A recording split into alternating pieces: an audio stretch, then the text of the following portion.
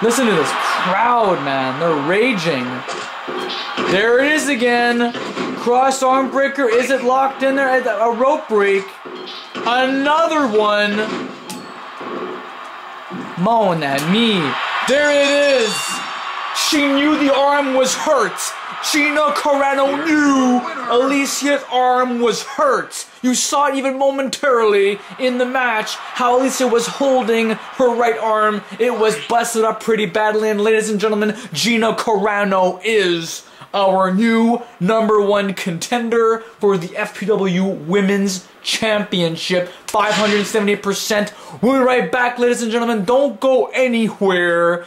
Stay tuned for more championship wrestling. And check out this commercial, if you will, for Rockfest, which is our sponsor for FPW THQ Night, Night of Champions. And when we return, we've got some tag team actiones. Don't go anywhere, ladies and gentlemen. Musique Plus présente le 10e anniversaire du Amnesia Rockfest du 18 au 21 juin à Montebello. Avec System of a Down, Linkin Park, The Offspring, Snoop Dogg, Tenacious D, Sublime, Deftones, Slayer, Rob Zombie, Rancid et beaucoup plus. 100 bandes camping, seulement 60 minutes de Montréal. Amnesia Rockfest, c'est le party rock de l'été. Yes sir, Miller.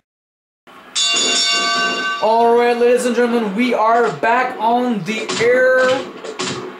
Looking forward to that event, ladies and gentlemen. Rockfest 2015, next Thursday, June 18th. So it's our proud sponsor of THQ Night, coming to you live from the THQ Arena this Sunday, June 14th. Pedro Suave will be joining Lucha Estrella, Sergio Menendez, and Danny Cans in a Four Corners match with the FPW Cruiserweight Championship title. Corporal Gina Carano forced Alicia to submit. That's 2 submissions tonight, mind you. And Carano will earn a shot. Has earned a shot for the FPW Women's Championship. And right here and right now, we're having the finals. This tournament has been going on since after Cavalcade, which was back in the month of April, 2 months ago. And now, after 2 months of culmination, it's now down to the granddaddies of wrestling, whom have been waiting for all this time, sitting and waiting to face now that British invasion, Robert English and Shane Eaton McKay, who has defeated the team of Freak Show, Demi Dorito, a couple of weeks back, and recently defeated the team of the Red Ninja and Titanium in what hell of a match that was. I mean, that was just unbelievable action, ladies and gentlemen. But that British invasion deserved the victory when English chokeslammed the Red Ninja from the top rope. And right there, ladies and gentlemen, I have never seen Robert English being hung up in the air like that from King Matrix, who's 52 years old. Can you believe that? Stonewall, who's in his mid-60s. They are indeed the granddaddies of wrestling. Both men have been fans of professional wrestling dating back since the 70s and the 80s. Break! 1! Backslide pin. Good escape there from Stonewall. Now remember, ladies and gentlemen, not long ago, I mean, it was last summer, technically, King Matrix came back. He came back in the month of August to compete against Tom Sever. And from that, King Matrix won. It's a pretty damn good match. And then, in the fall, Matrix and Stonewall competed against each other to only team up against to team up and take on members of the Black Wrestling League. As far as I'm concerned, the Grand Days of Wrestling have been pretty dominating in the tag team division. They deserve a shot at those Tornado tag team titles, but at Cavalcade 2 months ago, it was a Tornado handicap match for those Tornado tag team titles. Cactus Jen was not even in the arena. Furthermore, Vicious Jeremy had to defend those titles alone and by himself. It was not fun to watch. I repeat, it was not fun to watch that match, as Vicious Jeremy lost 2 times in a row, same way, count out. However, the titles cannot be changed hands via count out nor disqualification. It must be awarded by pinfall or submission.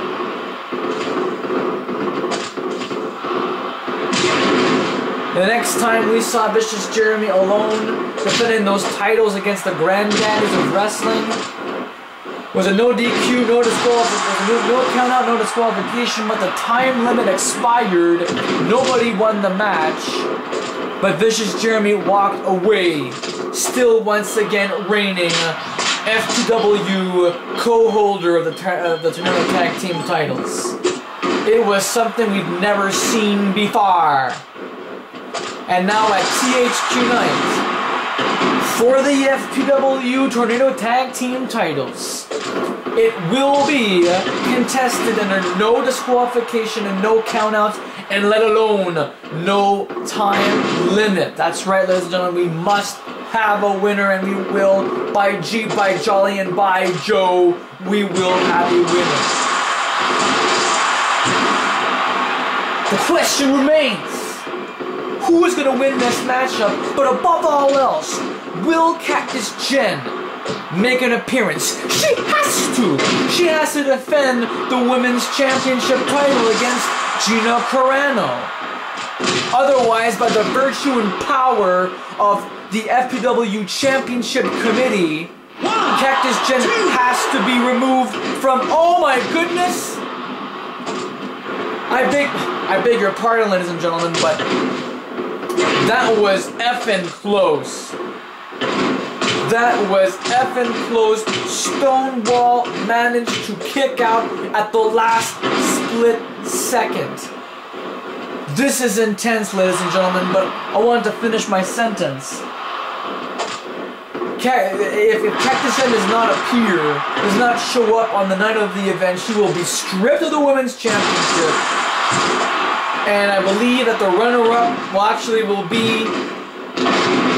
that'll be decided, ladies and gentlemen. We're gonna have to have a meeting about that, but this is serious. Break! Wow. Speaking of serious, these two teams are going at it. Very intense situation for both teams.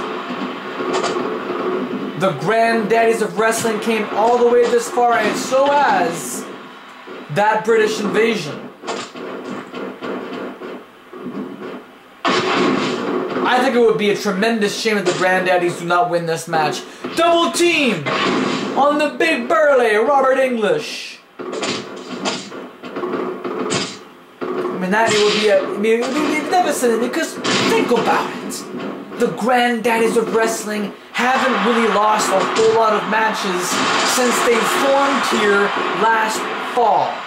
They have made it far enough, and if they lose tonight, they've only had 1 match. That British Invasion have had 2 matches prior to this. So it would be heartbreaking to see the Granddaddies of Wrestling lose. My opinion.